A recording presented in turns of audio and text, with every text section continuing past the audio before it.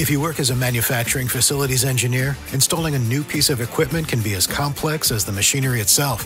From prep work to alignment and testing, it's your team's job to put it all together. That's why it's good to have Grainger on your side. With industrial-grade products and next-day delivery, Grainger helps ensure you have everything you need close at hand through every step of the installation. Call 1-800-GRAINGER, click Grainger.com, or just stop by. Grainger, for the ones who get it done. 22s for self-defense. Genius or egregious? Well, the truth lies somewhere in the middle. That's what we're going to talk about today on Gunfighter Life. Saddle up for the podcast where we talk about guns, gunfighting, tactics, ballistics, the right way. With God at the center, Judeo-Christian values, and real-world first-hand experience. On that, I'm going to put in the bio, because this is a topic where people have a lot of opinions, and I think you should know where my opinions are based, what training and experience and real-world things my training is. I'm going to put in a rapid-fire version of the bio. If you don't want to hear it, you've heard it a bunch of times before, skip ahead a few minutes, and we'll start talking about the 22 for defense. Blessed to have served in the military, law enforcement, combat veteran, private contractor, competition shooter, lifelong hunter, guide. Blessed by God that He got me through all those things so I could share this firsthand training, knowledge, experience with you to serve you today. Let's dive into the podcast. Now, I've talked about this before, but now it comes down to a personal level for me in that it's my wife's current carry gun.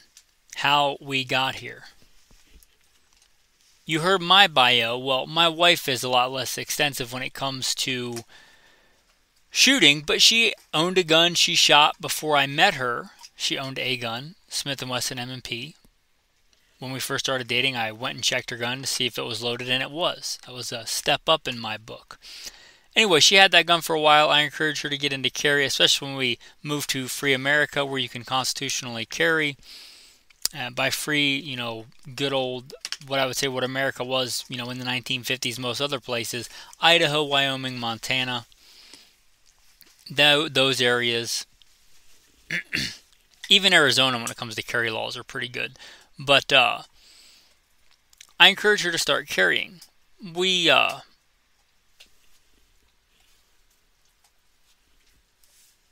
of the jobs not in the bio, I was the manager of a gun store. And I managed a gun store at, firearms and training and things like that. It was a training center, a firearm center. We had a lot of rental guns. So I had my wife come in and shoot a bunch of the rental guns. And as far as the little baby compact carry guns that she felt comfortable carrying, she does a lot of running. She's training today for a Spartan race. She just finished a half marathon not too long ago. She's training for another half marathon Spartan race. She's big into that, and she runs a lot. And by running, I don't mean she jogs around the block. I mean she runs hardcore. She wanted a gun small enough that she could do that with. Back then, she got a Glock 42. I think she shot it twice. It got stolen out of the truck. Another story. Don't go to Washington. But anyway, got stolen out of the truck, and when it came time to replace it, I had a Smith & Wesson M&P 22 full size that I had shot so many rounds through that I had broken it several times. And I shot it so much that I cracked the frame of the 22. I sent it back to Smith & Wesson, and they don't make that model anymore. They had to send, obviously, a whole new gun because the frame was cracked. I had shot it so much.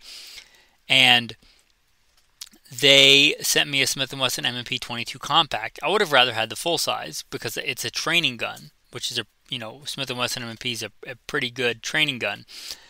And they sent me a compact. So, whatever. It's a free gun. I shot who knows how many rounds out of the old gun. At least they took care of me and sent me a new gun. They don't make the full-size Smith & Wesson M&P 22 anymore. They're all compacts now, like a baby-size gun, because that's all the rage, whatever. But anyway, I got it. I shot it a little bit. I had the wife come out and shoot it, and she really liked it. And it's about the size, I don't know if exactly the same, but it's about the size of a Smith & Wesson M&P Shield. Now, she never really enjoyed shooting that Glock 42. She didn't like it. She didn't like the way she shot with it. She's a decent shot. She never liked the way she shot with it. She was never happy with it, especially compared to her, her full-size M&P with the Glock 42. Well, she took out the little Smith & Wesson M&P 22, and she was doing great with it. She was having a lot of fun shooting it, put a lot of rounds to it, as you might expect with a little 22. And it's not so small. It's not like these have their place, but it's not like an N.R.A. mini revolver, right? That's so small that it's still hard to shoot even though it's a 22. It's let's say Smith & Wesson 22 shield size gun, and I shot it quite a bit and she shot it, and I was impressed at the reliability. I didn't really consider her choosing it as a carry gun until we both shot it a bunch, and I don't know if it's ever had a malfunction. Maybe it has, but all guns malfunction. Glocks malfunction, believe it or not.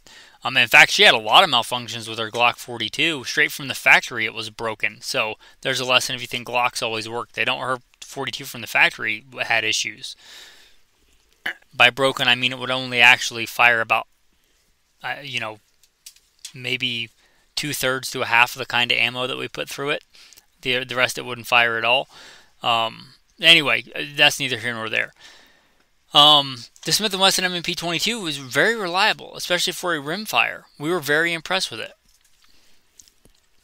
She had been carrying it because that's the bulk of the ammo we shot through it, was the Aguila Super Extra 38 grain. That's kind of one of my go-to shooting and training rounds for semi-autos. It's powerful, it's affordable, it's decently accurate. It's not a Olympic match grade ammunition, but it's decently accurate, it's affordable, it's available, and it's pretty hot, which is good for semi-autos, especially in a pistol. So she had been shooting that, and she'd been carrying that, and she actually carries it, and she actually gets out and shoots it and trains with it. I mean, actual drills. I'm not talking about like at an indoor range shooting at a giant paper silhouette target at 5 yards and checking a box. I mean, like, I have her out there doing drills, small steel plates, moving backwards, moving forwards, stepping to the right, stepping to the left, getting multiple hits on multiple targets, like real world defensive training. And she's doing great. She's getting good hits, good fast follow-up shots as you would expect with a 22. And although I didn't get that as a carry gun for her, after seeing her shoot it, I just pretty much said, here, this is your carry gun now. And she carries it and she really likes it. I am much more confident with her carrying that gun than I ever was with the Glock 42. Because she gets good hits with it, and she gets good first, second, third round hits with it, and she hits multiple targets quickly with it. And that's way more important to me than the fact that it's a 22 versus a 380.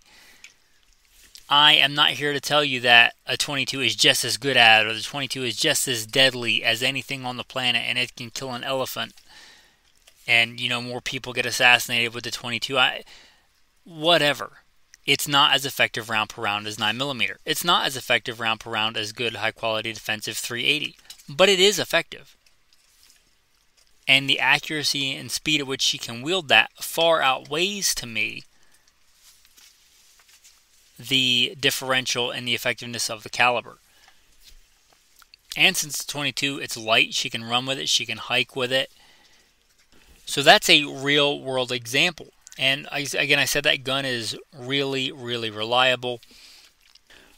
We carried it with the Aguila Super Extra for a while, and I got some other ammo for it, but I wanted her to test it and shoot it, not me, because it might work fine when I shoot it with a real hard grip that I like to shoot with, so I can shoot fast. I've won more steel challenge competitions than I can remember, which I just say that to say that's kind of like drag racing with a pistol, going as fast as you can, hitting targets out to 40 yards. Crazy fast. So the grip that I have, that gun may work perfectly fine, but for my wife it may not. So I wanted her to test the carry ammo that she was going to have to trust her life or maybe my life or somebody else's life on when she shoots it. That's a good lesson there. Not when I shoot it, when she shoots it. So I got, in addition to the Gila Super Extra, which is a fine round, but it's kind of a bulk round, I got some Federal Punch, and I got some CCI Stingers. I had her shoot both, and they both worked great.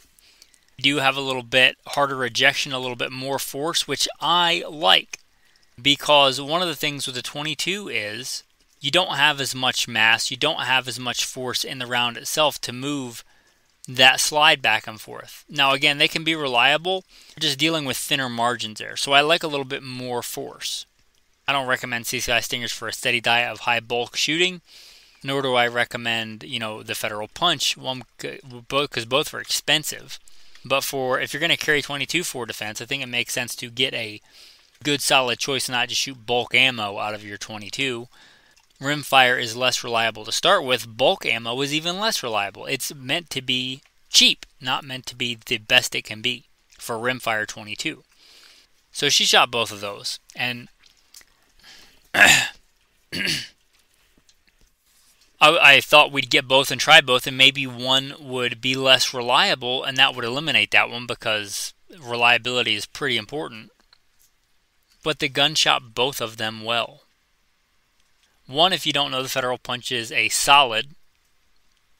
Going to Federal's website, the Federal Punch, and again, this is from, Federal's own website, so your data may vary, but grain weight 29 and a muzzle velocity of 1080. Now you might say, wait a minute, that's pretty slow, but that is tested out of a handgun. A lot of times when you look at 22 long rifle data, that's going to be out of a rifle. The classic one that pops into my head is going to be like 38 grains at 1200 feet a second. That's, just rough numbers in my brain without looking it up. But this is out of a handgun. You lose a lot of velocity generally when you go from a long gun to a handgun. It states it's a nickel-plated lead core bullet, projectile profile and composition optimized for deepest penetration through short-barreled handguns. Oh, here we go. It gives some other data on the bottom. Maximum velocity for energy and penetration. A 22 long rifle achieves 1070 feet per second through 2-inch barreled handguns. My wife's barrel is quite a bit longer than that. And 1650 out of a 24-inch barrel rifle. 1650 is pretty spicy out of a rifle. That's quite a bit hotter than a regular velocity 22. But it's a flat nose bullet, which I like for straight line penetration. I've talked about that before for other calibers. But, a flat nose kind of truncated cone style bullet, they tend to penetrate well and deeply. The other one, the old classic, the OG, is going to be the CCI Stinger. Going to CCI's website, and this one's a classic, right? 32 grain CCI Stinger at 1640. Now that's going to be out of a rifle, so, a little bit less weight, similar velocity, but both of these are pretty spicy for 22 rounds. I don't know what the cost difference is on both of these at the store, but they're both, premium 22. They're not the bulk 22. They're going to be more expensive. This was designed for a rifle, for varmints, but it has gained a reputation for working well, I think, in handguns too. And it's got a lot longer track record. Federal Punch is kind of a new kid on the block. It's not brand new. I've talked about Don't Trust Your Life, something brand new. It's been out a bit, but the CCI Stinger's been out much longer. But the Punch is optimized for self-defense. So which one do we choose? Not my call. It's my wife's carry gun. I gave her both, and I said, this is the benefits of this one. More penetration. Not designed to expand, and she understands how hollow points work. And this one is, hollow point. It will expand. You'll get less penetration. Explain to her, if you're in an area where you might run into, we live in a place with, black bears, grizzly bears, wolves, mountain lions, and lions and tigers and bears, before you freak out, look at the number of people in all the states where we frequent, Wyoming, Idaho, Montana, and look how many people there are killed by wild animals, and look at how many people there are killed by people. Her biggest threat is people. She's a beautiful, little blonde woman running around in the backcountry. Her biggest threat is people. And you might say, carry a bigger gun. Well, yeah, of course I would like her to carry a bigger gun, but she's probably not running 13 miles with a bigger gun. I'd rather have a gun that she's actually going to use and run with and carry. I see her carrying it all the time, which makes me happy. And I can get her out to actually train with it and have fun, and she's super happy. Getting back to those two types of ammo, and they're not the only two, but they're the two that were at my local store. I had her try, and the Aguila Super Extra still works well. And she's a smart woman. She's got her master's degree. She takes defense seriously. She carries regularly. And I let her pick. I don't even know what's loaded in her gun right now. I let her pick. She's competent. I trust her. There's some thoughts on that. And since it's been a while, I have done content before on 22 for self-defense. Instead of just me talking in circles, I will cut that out so you don't have to listen to the bio and stuff twice and splice that in. So let's talk about the 22 for defense. First of all, I think it begs the question, why?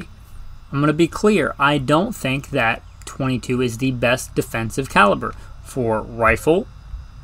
Now you could debate whether 308 or 5.56, 223 is better, but I don't think there's any debate that both of those are better than the 22 long rifle. Also, it's pretty settled that the standard defensive cartridge in a handgun is 9mm. I am not trying to make the case that 22 is better. Now, I think there's a lot of myths around 22. It's kind of one of those things I think that has a lot of myth around it, and it goes in both directions. And I think before we get into some meatier parts of this, let's dispel some myths. There is an account that I've heard over and over of a couple of poachers in Africa killing an elephant with a 22 long rifle. That story might be true. That doesn't make it a good idea. There's, I think, a pretty well-documented case of a U.S. serviceman in the War on Terror killing an enemy with an N.R.A. spoon. I don't advise you give up your EDC gun, your concealed carry gun, and start carrying an N.R.A. spoon just because it's possible. People that are in this myth category think, oh, the 22 long rifle can kill anything on the planet. Therefore, it's just as good, effective cartridge as anything else, and I don't think that's true. I think that's a myth. Likewise, there are people that will just dispel it. Some people that will just write off 9mm and say, oh, you gotta have 45 or 357 Magnum. 9mm is not enough. And for some people, 22 is just laughable to discuss as a defensive cartridge. I think that is also a myth and a little bit not realistic. 22 long rifle is a deadly round. It kills, and it has killed, many, many people. So the fact that it's not effective is kind of a moot point. It is very effective. It can kill. It is a deadly round. And let us not forget, I hope if you're a concealed carrier, modern day gunfighter with morals and ethics, I've heard this phrase different ways over the years, but perhaps my favorite way is, hopefully you're there to change somebody's behavior. They're doing something evil that requires your martial intervention of an individual to change their behavior. They're doing something so egregious, so evil, you have to change their behavior. And that is the goal. Whether they die or not to you should pretty much be inconsequential for a concealed carry or defensive use of force encounter for the majority of people. So deadly is kind of irrelevant there. Does it stop people? Does it stop them from doing what they're doing? And I would submit yes, that it does. So and I could go into all kinds of myths about the 22, but I think if we're going to be realistic and sober about this topic, let's look at it soberly and circumspectly and consider what the 22 long rifle can actually do and what it can't do.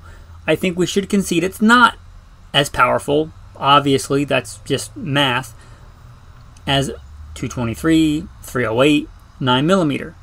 However, it is certainly an effective round at changing people's behavior. So let's concede that. Let us start from that point, hopefully. And I am not telling you to abandon any of those other calibers and start carrying 22.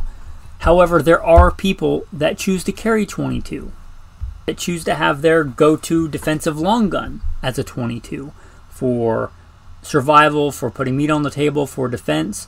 That is a real thing. So I'm here to help. I'm here to serve. I am blessed and humbled to be able to serve you. How can I serve that part of the community and inform others listening? You may find yourself in a situation where that's what you have. So let's talk about what I think are some reasons people carry the 22 and why they choose to carry the 22 and how they're not as laughable as some may say they are.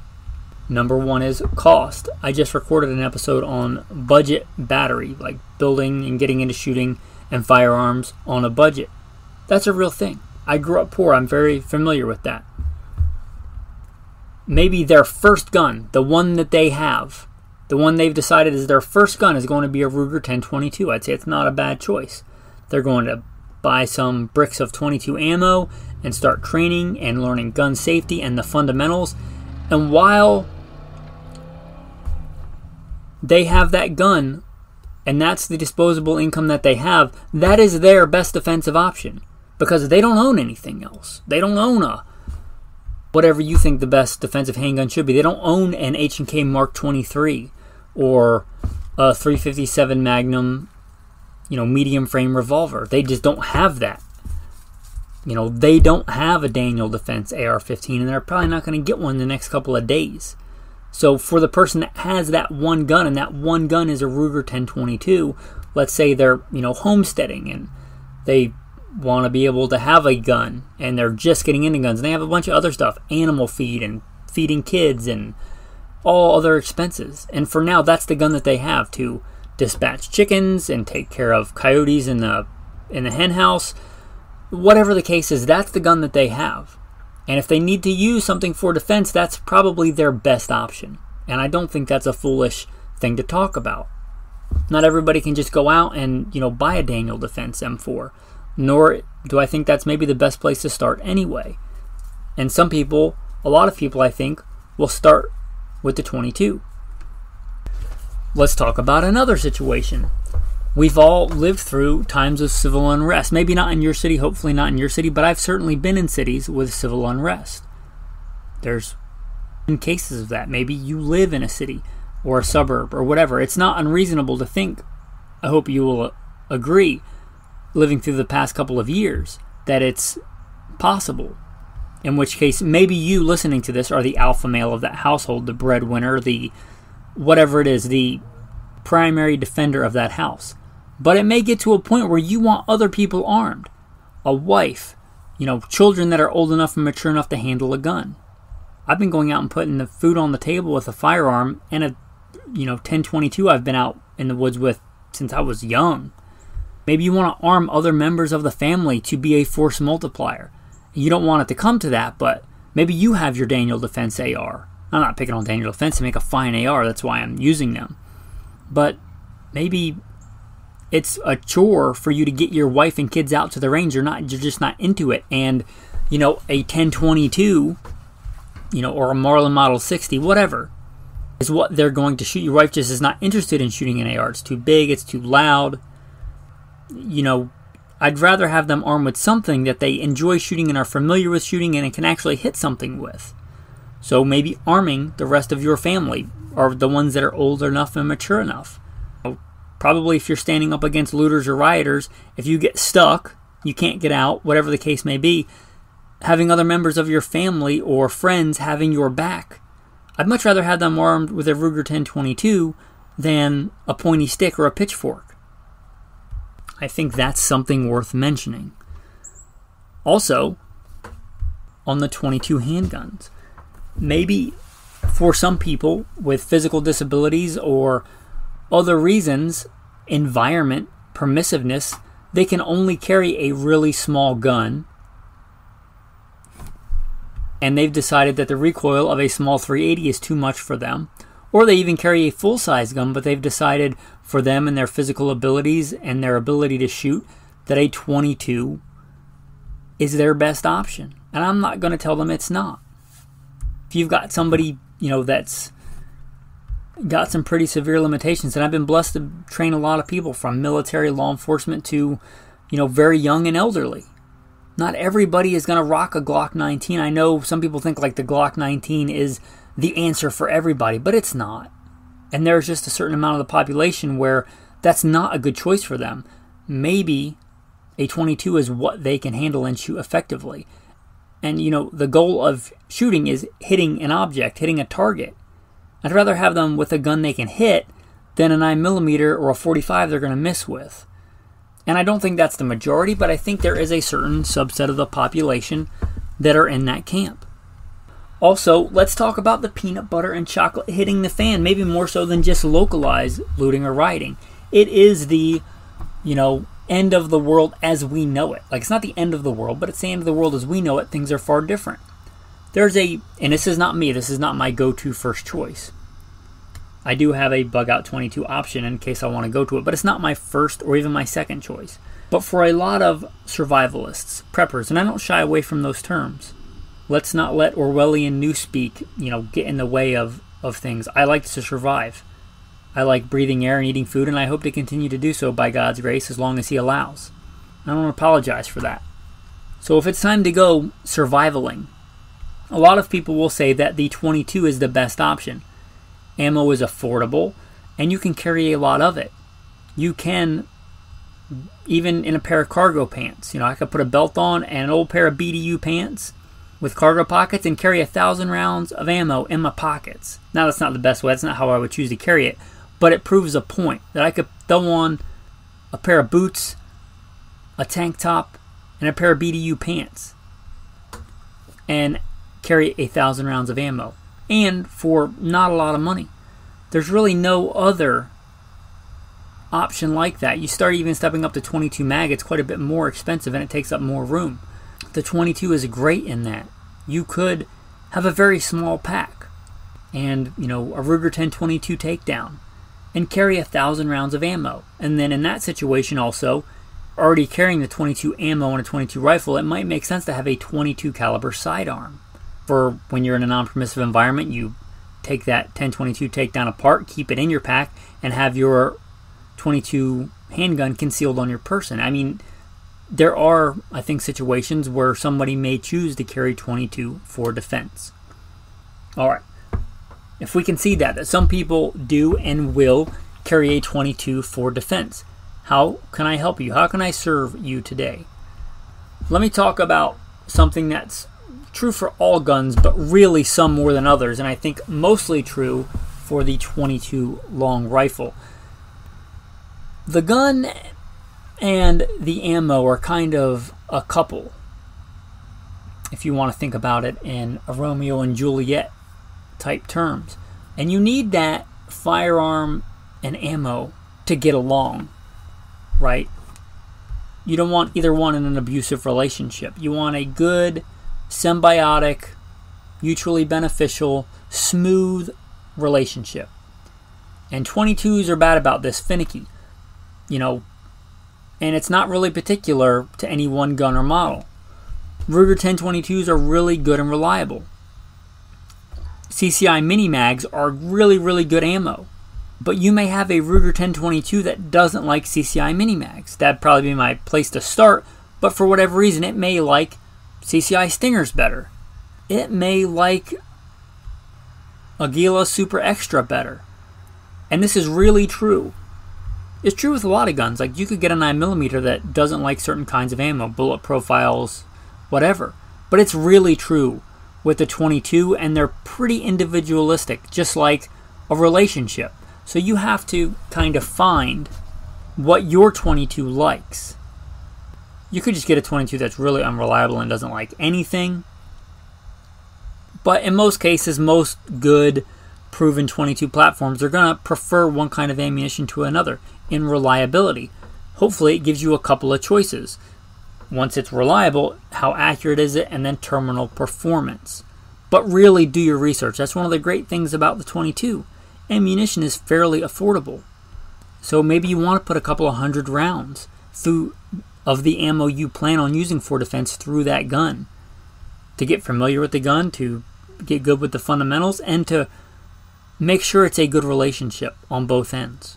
That gun and ammo get along well together, that they're a good match. Think of it like playing matchmaker tactically. And I think that's especially true with the 22, both handguns and rifles. Now let's talk about ammo selection. I talked about reliability. Obviously, the gun needs to go off. You need to hit your target, so accuracy. But also terminal performance. Again, 22 long rifle is not a 223. It's not even a 9mm. So I think getting the most advantage out of terminal performance for what you want is important. You may even forego a little bit of accuracy.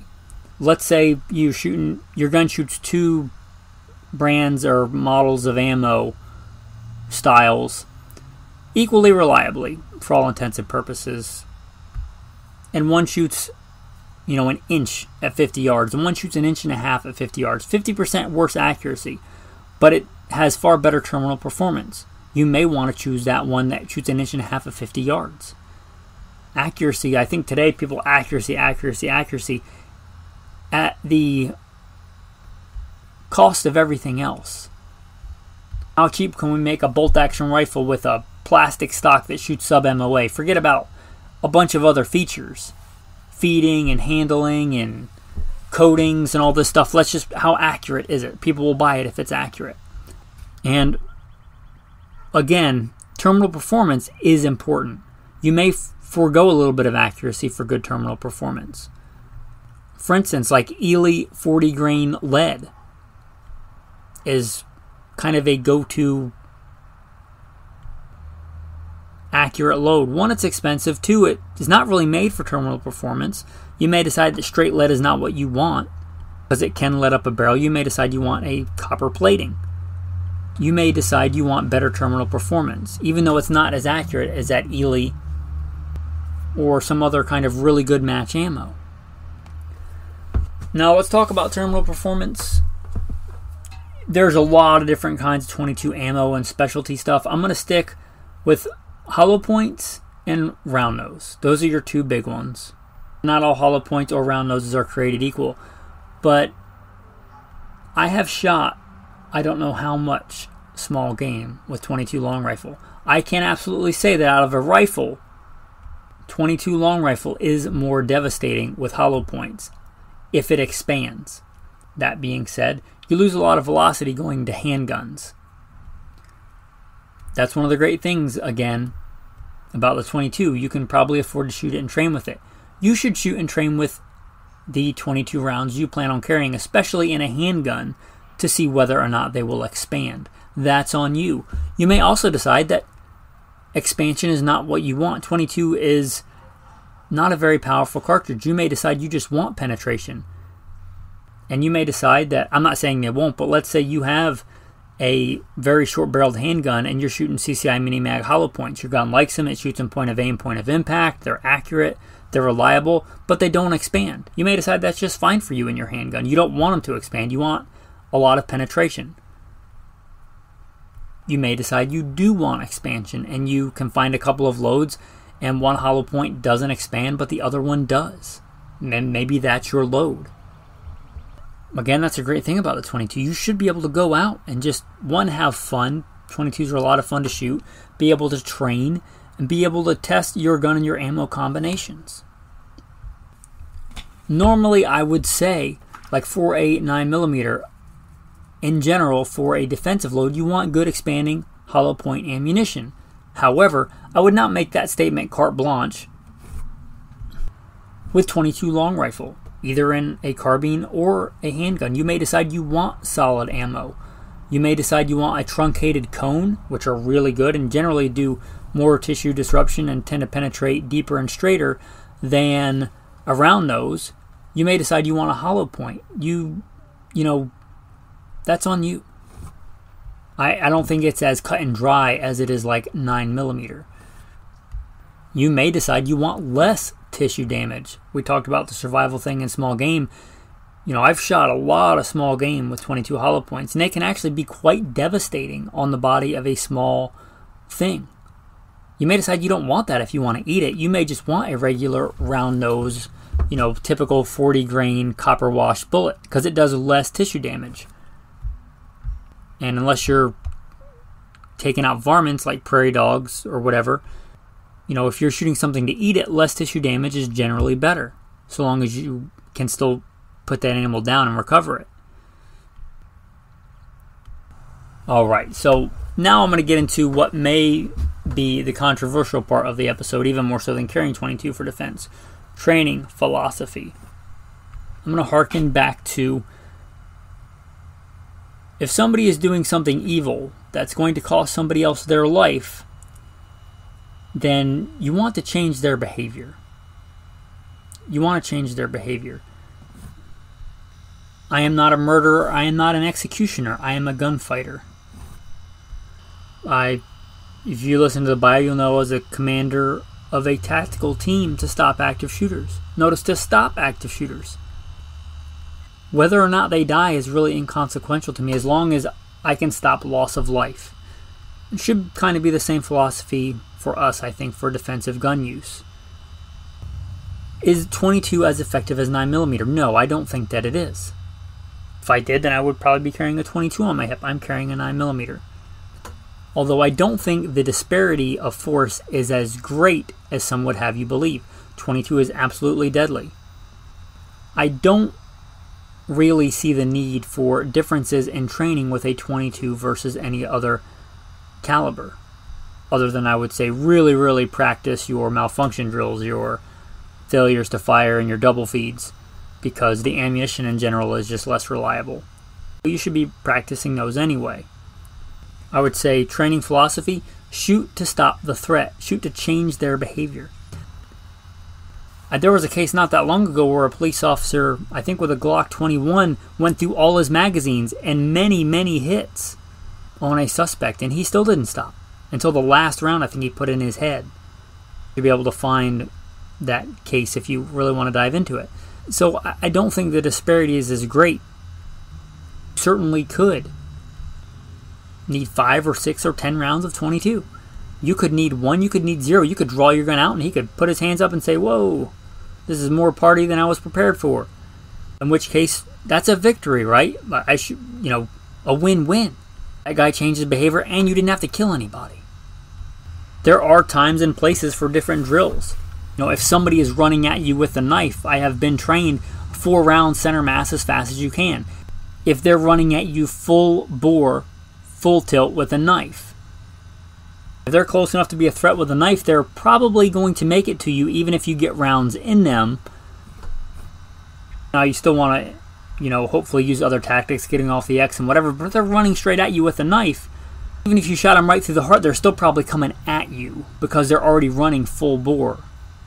And despite what the movies say, even if you shot them with like a 45, they're not going to fly backwards. That's not how that works. So I think there is a time for that. And I would harken back to a standard drill is the Mozambique drill, 2 to the chest, 1 to the head. That's a good drill for 22 as well. Why is that? Even if you think 9mm is the greatest thing since sliced bread, a lot of times handgun shots, even center mass, are not effective. So you move to the head. I would say that's a good thing no matter what caliber, whether it's a 45 or a 9mm or a 22. So I really don't see any big difference in philosophy in 22 over a centerfire handgun caliber. Those are my thoughts. You may disagree. You train or get training the way you choose to. Now, transitioning from that, what I think are some top picks for defensive weapons chambered in 22 long rifle. I don't think this is going to surprise anybody. For long guns, really, the Ruger 1022 or one of its higher end clones. But really, there's really no reason, if you're talking about a rifle, a long gun, I don't think, to go with anything other than a Ruger 1022. They are a good, proven design. They are very modular. You can do all kinds of upgrades to them, or you can just get them at Walmart and run them out of the box, and they're a good option. They're semi-automatic. They're about as reliable as any semi-automatic 22 probably can be, because the weak link there is generally the ammo. I mean, all guns can break and malfunction, but Ruger 1022 really has that. If you want a good, dual-use survival gun as well, again, it's not my first choice or my second choice, but my go-to survival 22 would be Ruger 1022 Takedown. So that's what I'm going to recommend for you. It's a good option. You don't have to take it down. You could just use it like a regular 1022, but if you wanted to take it down and put it in a pack or under a seat or go clandestine through a city to get out or whatever, and you don't want everybody to know that you have a gun, there's a lot of utility there. So, the Ruger 1022 takedown. You can mod it out if you want, put a better trigger in it, put better sights on it. You can just run it the way that it is. That's one of the great things about 22s a lot, as opposed to centerfire rifles, which a lot of times nowadays don't come with iron sights. The Ruger 1022 still does, and they're good iron sights. They're not the best. I prefer a peep sight. That's what's on mine. I really like the tech sight, peep sights, but the 22 sights that come on are perfectly serviceable. The 1022 takedown, that's probably the easiest recommendation. Now, handguns, going to be a little bit harder. My number one choice, again, is going to be my go-to 22 handgun, and that's a Ruger Mark IV. Now, all the Mark series are pretty similar. If you already have one, it is what it is, but really the Mark IV, they really did a giant upgrade in there. If you have ever cleaned and disassembled the Mark 1, 2, or 3, you are probably familiar with frustration. The Mark IV is quite a bit easier to take down and maintain, and I think that's important. Maybe less important if it's just a range gun for fun and getting familiar, because if it has a bunch of malfunctions, no big deal. But the Mark IV for cleaning and ease of maintenance really is a giant step forward. They are really good. They're crazy accurate because they have a fixed barrel, fixed sights. They're a great option. As far as 22 handguns go, they're very reliable. So that would be my number one choice. Not the exact model that I have. I have the Tactical, which is a bit heavy, but I like it because I use it as a training aid to full-size handguns. But if that's not the case, you may really look at the lightweight 2245s or 22 Mark IVs. The 2245 is just a little bit different in that it has a similar grip angle to a 1911, which I prefer. May not matter to you. But that's going to be my number one recommendation. There is a real big case in the 22 for going with a revolver. Why? Because I mentioned the weak link for reliability generally is rimfire ammo. Rimfire ammo is generally, in the vast majority of cases, not as reliable as centerfire. Therefore, 22 revolvers make a lot of sense. If you have a misfire, then you can just pull the trigger again and put a fresh round in front of that hammer firing pin. So that makes a lot of sense. It makes a lot of sense if it's for defense for a double action. The Smith & Wesson 617 would kind of be my number one recommendation. Also, they make if you want a small compact option or a lighter option, they do make the Ruger LCRs of varying designs in 22 long rifle. I think it's a fantastic choice.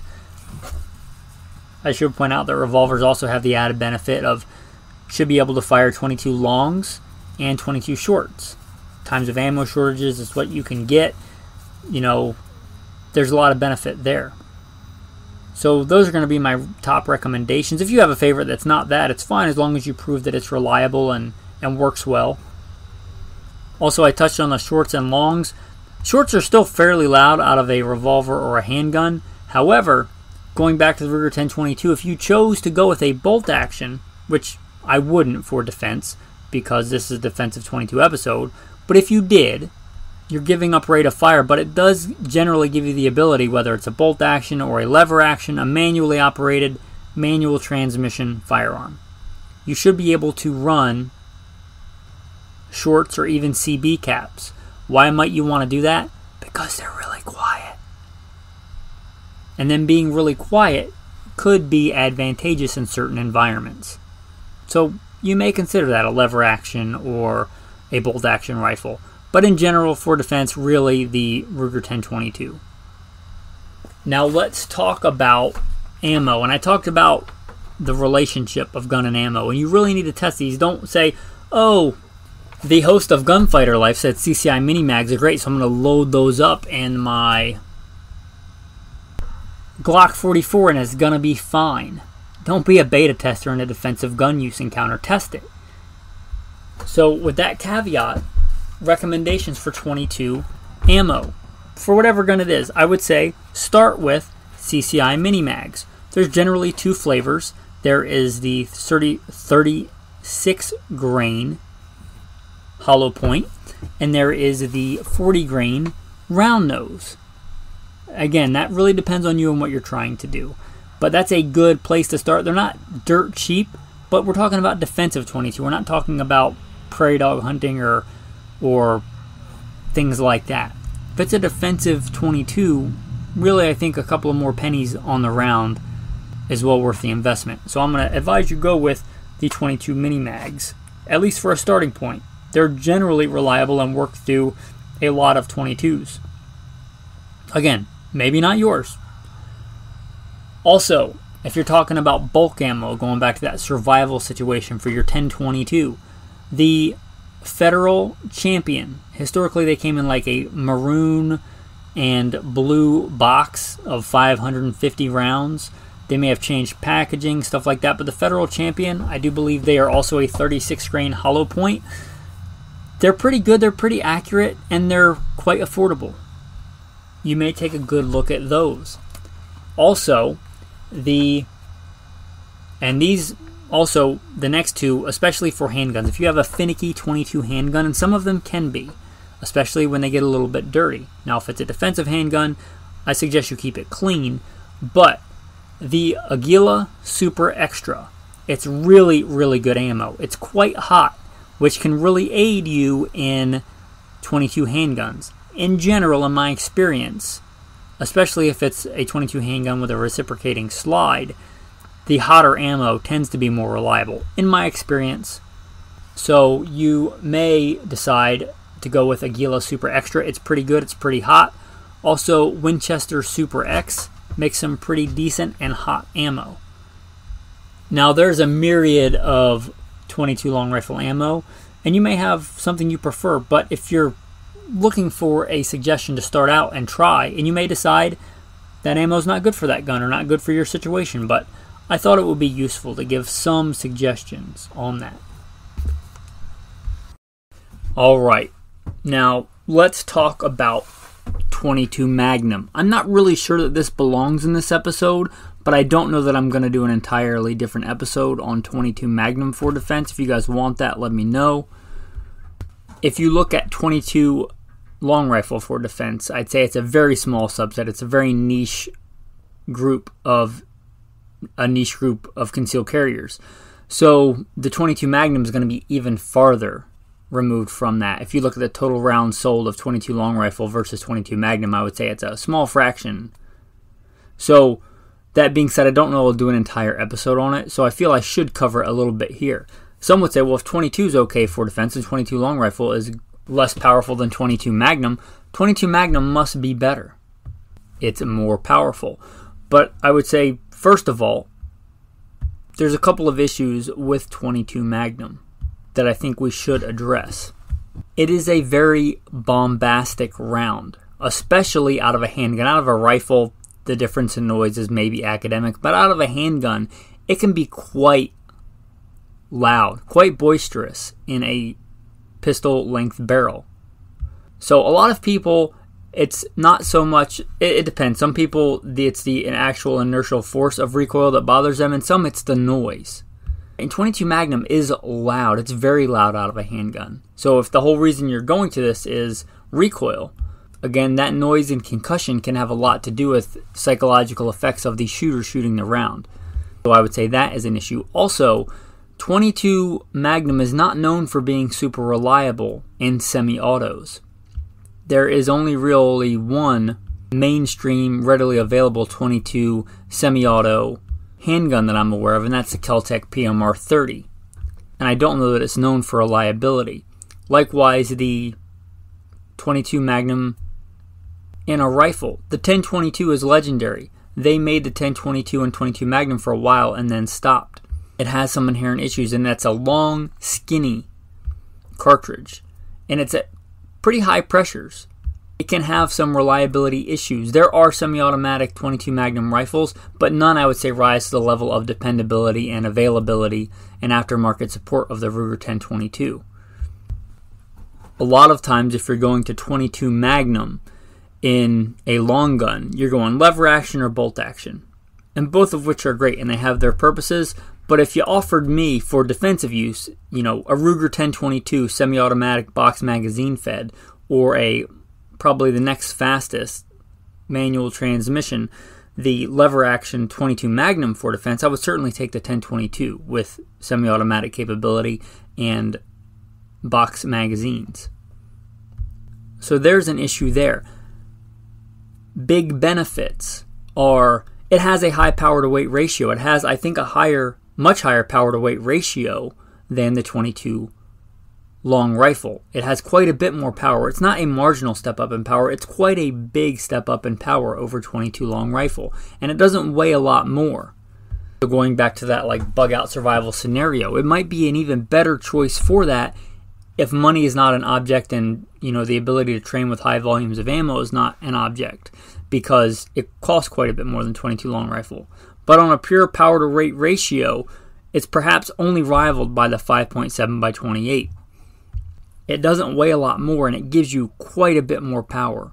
And in a long gun, that equals range, effectiveness, hunting capability. So there is that. And I would say in a handgun, it makes the most sense in a revolver, because you don't deal with those issues. There are quite a few revolvers chambered in 22 Magnum. It does fine in that. In fact, unlike a lot of other guns, sometimes in a revolver, you can get revolvers that will have interchangeable cylinders that you can fire 22 Magnum and 22 long rifle. But I think if you're talking defense in a handgun, it really makes the most sense in a revolver if you decide you want to go that route. Just be advised it is going to be pretty loud and have quite a bit of concussion and barrel lengths that are common to defensive handguns. It is a great round. It is a great round for, I would say that medium kind of small game. Raccoons, coyotes, possums, foxes, anything like that. I would say it's quite a bit of a better round than 22 long rifle. Not that 22 long rifle won't do all those things. So, again, those are kind of my thoughts in a nutshell on the 22 Magnum. It's a great round. I don't know that I would choose it personally for a defensive round over 22 long rifle, and I don't generally choose 22 long rifle as a defensive round. But those are my thoughts on it. It's got a great power to weight ratio. It's quite a big step up in power from the 22 long rifle. It's also quite a bit more expensive, and it can have a little bit more feeding issues, and it operates at a higher pressure. So those are my thoughts. Hopefully it was helpful. Alright, before I start rolling into the tactical tip of the day, if you thought this information was useful and helpful and you want to support the message for the fraction of the cost of a brick of ammo, $5, that's the default. You can sign up for $1 if you want to become a patron. Patrons do get a lot of cool insider content. If they choose to, they can be part of a cool insider chat where we help each other out. It's not just me giving advice, it's all of us helping each other, which is a fantastic resource that I'm humbled to be a part of. Also, I post, Patreon-only things on Patreon. Go check it out. There's a link in the show notes. You don't even have to sign up. Just check it out. Most of that stuff is just for patrons, but some of it is open to the public, so you can get a rough idea of the things that are on there. Again, consider becoming a patron. Link in the show notes. With that, the tactical tip of the day. Clay targets. I often refer to them as sporting clays, and that I think drives one of the patrons crazy. So, clay round disc targets, usually orange. Buy them at Walmart, a lot of other places. Most people think of those as being thrown in the air to be shot with a shotgun, and absolutely you can do that with them. They're also great training for the 22. If you think you want to get into the world of hunting, or you just want a more fun practice session, you got that, Ruger 1022 or something like it. Go out with a buddy and take turns, or do it by yourself if you have to, but set up a woods walk or a desert walk. You're walking through like a wadi or a ditch or wherever your environment is, and set up these targets in such a way that some you shoot from 100 yards or 75 yards or 25 yards or 5 yards, because you go around a corner and bam, there's the target. And maybe you want to spray paint them different colors, and you can get pretty creative with this. Like, spray paint some blue, and the blue ones you have to shoot from kneeling, and the white ones you have to shoot from prone. The orange ones you can shoot however you want. Things like that. Not exactly hunting because they're not going to be moving or seeing you, smelling you, but it's a lot more realistic than shooting off a bench at a square range. So if you can, that's a cheap and easy way to do that. And if you decide you want to start getting into hunting, that might be a pretty good way to get some practice in. Also a lot of fun. So if you have a new shooter, you're trying to get into shooting, once they've done the basics and been on the square range, there's a time and a place for that, and demonstrated good safety practices and an understanding of the fundamentals, something like that can be a lot of fun. A lot more fun than just standing and shooting at a square range at the same paper target or whatever. So that's your tactical tip of the day, your tactical verse of the day. It's been a while since I've done this one, so I'm going to do it again. Psalm 144. Blessed be the Lord my rock, who trains my hands for war and my fingers for battle. With that, men, thanks for listening, and have a blessed day.